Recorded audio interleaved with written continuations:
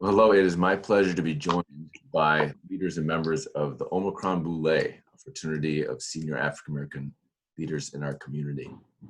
In the days following the killing of George Floyd, I added my name to a letter from executive leaders across the region and state expressing our commitment to take action in support of racial justice and equity. And just a few days later, the membership of the Boulé responded to each of the signatories with their own letter, with a set of strategic and focused recommendations with ways to start. And so in the spirit of dialogue and progress, we're going to talk about that agenda today. And before we get started, I'd love for our panel to introduce themselves. Good morning, everyone. I'm Ken Charles, a 20-year resident of the Twin Cities and currently serve as Chief Inclusion and Diversity Officer for American Airlines. And I'm Dave Hamlar. I've been here 28 years. It's my new home. I'm a physician at University of Minnesota and have numerous interests within the Twin Cities besides Omicron. Hi, everybody. I'm Greg Cunningham. I've been in the region for almost 30 years now, so right with you, David, and currently the Chief Diversity Officer at US Bank, and I'm thrilled to be with you all today. Thank you so much for joining and for sharing about the letter and the agenda. Maybe we should just start with a bit of an explanation about what is the Boulé? Well, the umbrella organization is Sigma Pi Phi Fraternity. It's founded in 1904 in Philadelphia as a fraternity for professional men. It's not an undergraduate institution at all. Omicron Boulé, or the Boulé is a local chapter, it's a 98-year-old institution here in the Twin Cities. It's comprised of attorneys and physicians and academics, executives, activists. It's a cross-section of African-American male talent and leaders in our community. We are committed to service, and so on a local level, you'll see us providing scholarship for Black men. We recently gave 10,000 high-end PPE to North Point Memorial Healthcare. And nationally, you'll see us give seven-figure donations to combat big strategic issues. So we were there for Katrina, we were there for Haiti, and we were huge sponsors of the African American Museum, the Smithsonian that's just been built. The Boulé, as it's known, has been a part of this community, again, for 98 years, and we are very committed to partnering with other organizations to help the community prosper. Well, we're so glad that you're part of this community and you're part of the leadership effort at this moment. Maybe we could talk about the executive letter that went out and how the Boulé decided to respond.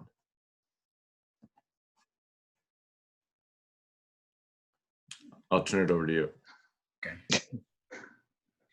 You want to start, Ken?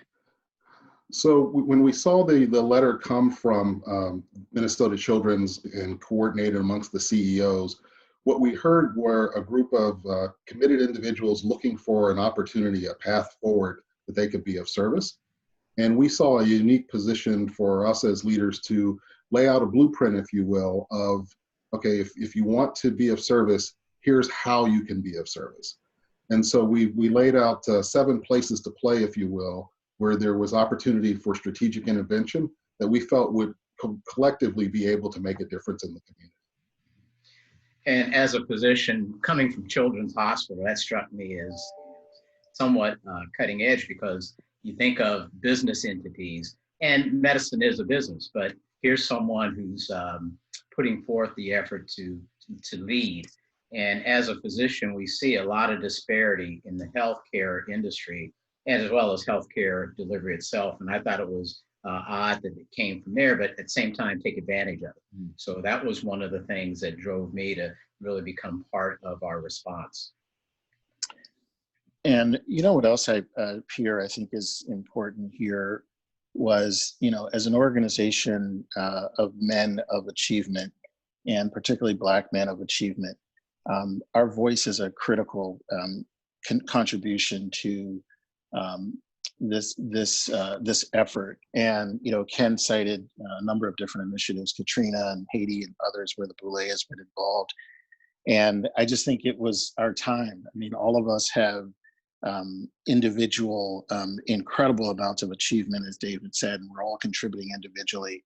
But as an organization, it was important for us to lend our collective voices to this conversation. So, well, I'll say as someone who signed the letter, how appreciative I was to receive that letter, and how useful it is to see an action agenda, especially one as detailed as the one that the Boulé sent over. So we wanted to take a little bit of time and have you walk through the points of that agenda, what's in there, and why is it so important? Well, for context first, I would say that there is no silver bullet, that this is a multifaceted problem. And so it's going to take a multi-pronged approach to get us to the beloved community that we aspire to. The George Floyd tragedy, I think, draws immediate line of sight to the issues that we've got with law enforcement currently in our community.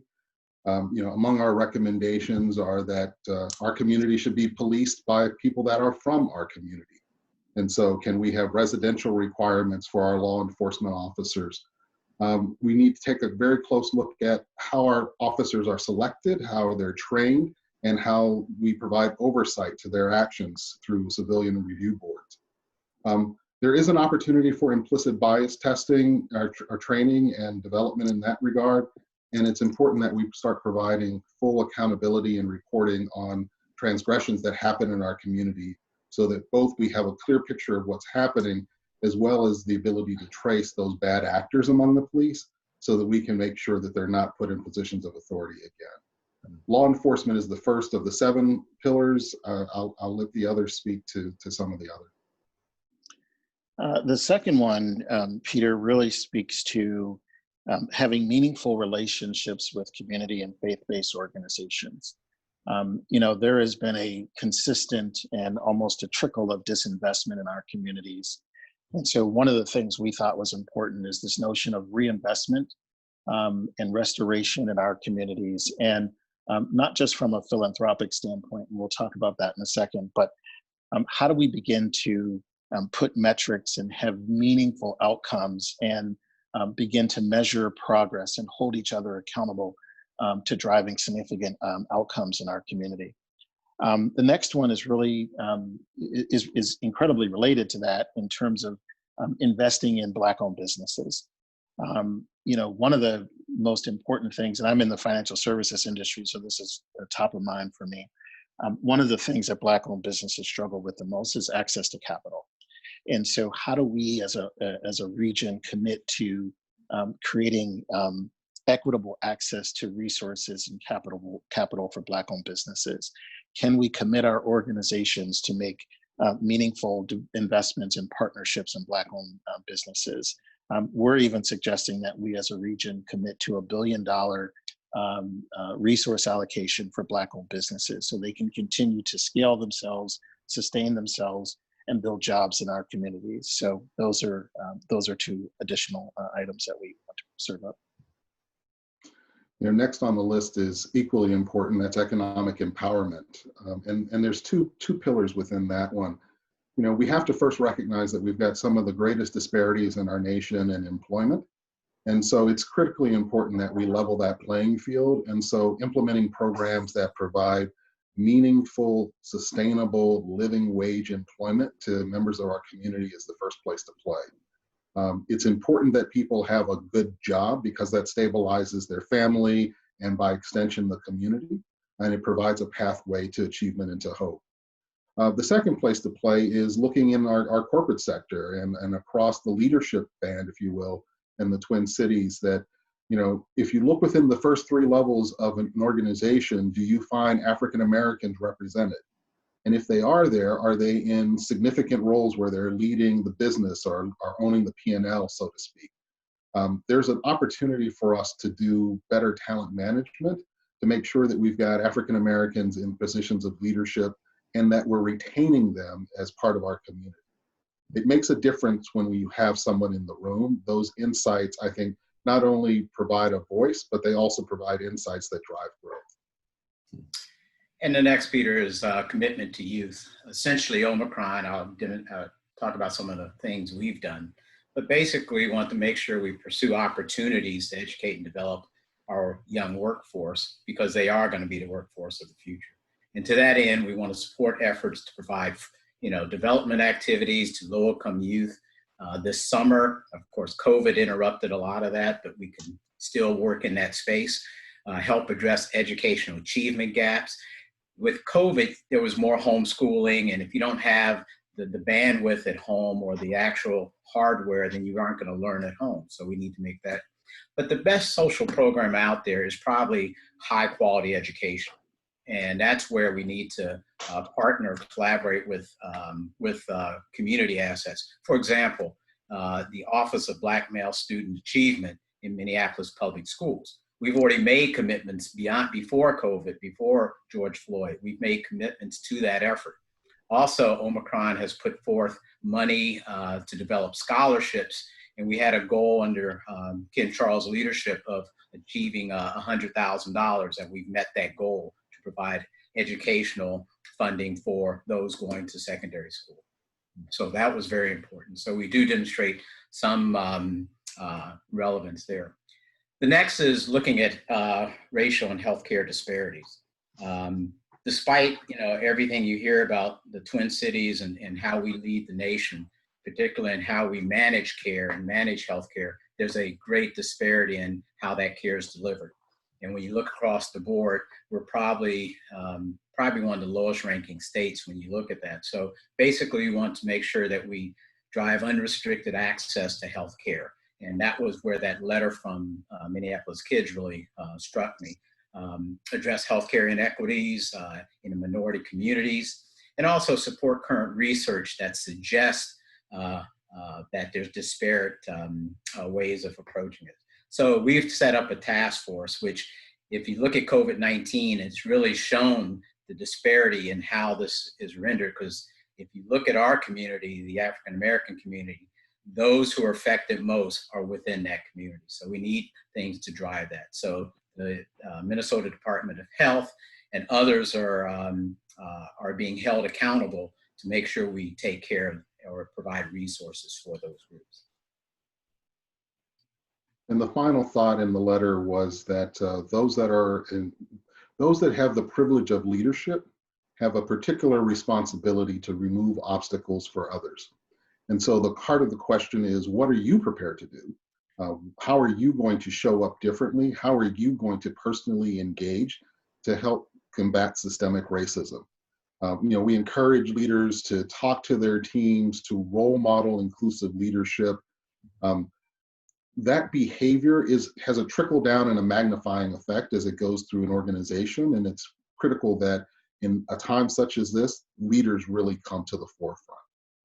As we wrote these 7 pillars, it was with the notion of these are the things that need to be addressed within our community, but that they need to be addressed collectively. So we are more than willing to do the work in partnership with others. And that as we bring solutions to the challenges in our community, those need to be co-created. We can't have folks from outside the community come and tell us what to do. We have to work in partnership to determine what's the best course of action for us all. Well, it's a thorough portfolio of action.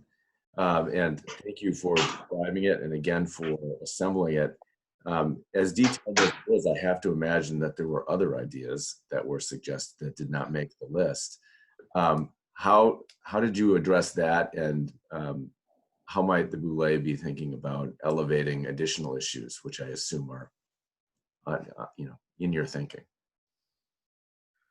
This is not the ultimate and final authority on how to address the problems with our community, right? You're absolutely right that there were other ideas, but we had to prioritize those that we felt were going to be most impactful. We also, as we go forward doing this work, we have to make space for other voices. You've got legacy institutions that have been serving the African-American community for years and years. Those folks are on the front line. We've got allies and partners, foundations that have been supporters of ours. But there's a voice from the young people that are the ones that are marching on the street that we need to make sure that we include in this conversation. So we're very excited about the partnership with Project Itasca and Greater MSP as we try to find a path forward that will, hopefully build the community that we aspire to be. Yeah, Peter, I'd like to build on that. I think what I love about what Ken said is we are one of many important voices, and one of the things I think is really important in that is now is the time to lift up Black voices and Black leadership and Black organizations. I think for so long, there was a lack of representation, and we talk a lot about this term inclusion. Inclusion is a verb, and it is absolutely critical at this time that all those organizations that Ken talked about, legacy organizations, these new social entrepreneurs who are teaching us all so much about the intersection of being socially responsible and able to turn a profit in your business. All of those voices need to be brought together. And so I want to celebrate the partnership, as Ken did, with Itasca and Greater MSP for bringing us in. And there's so many other voices that are also worthy and need this platform so they can share their ideas as well. And I'm probably just going to ditto what they said, but I remember there was a organizational meeting with another organization. That's in my intro. I kind of alluded to other aspects of the community that I'm involved in. And our network, at least as far as Omicron Boulé, is quite broad. So I found myself as a spokesman for White Coats for Black Lives. And I'm in front of the Capitol, and you just could feel the energy from these young kids who are leading this. And I call them kids admirably, but these were first and second year medical students who are at the University of Minnesota, who is a partner in this as well. So it's just amazing the network that Omicron actually extends to. well, it is going to take many hands and many voices. The collection of voices in the Boulé is a very important one. So there's a lot more to discuss. You mentioned a conversation with Itasca and Greater MSP that's now ongoing. We are encouraged about the dialogue that we've created, and we're committed to thinking about how we can, as a regional economic development partnership, embrace a number of those recommendations and share ownership with them, work with you and many others to make real, sustained action and create impact that's going to have generational consequences in this community. So thank you so much for taking time to, one, share your thoughts in an actionable agenda, and to engage in that dialogue and share that with so many people today. We look forward to working together. Thank you, Peter. Thanks, Peter. Thank you.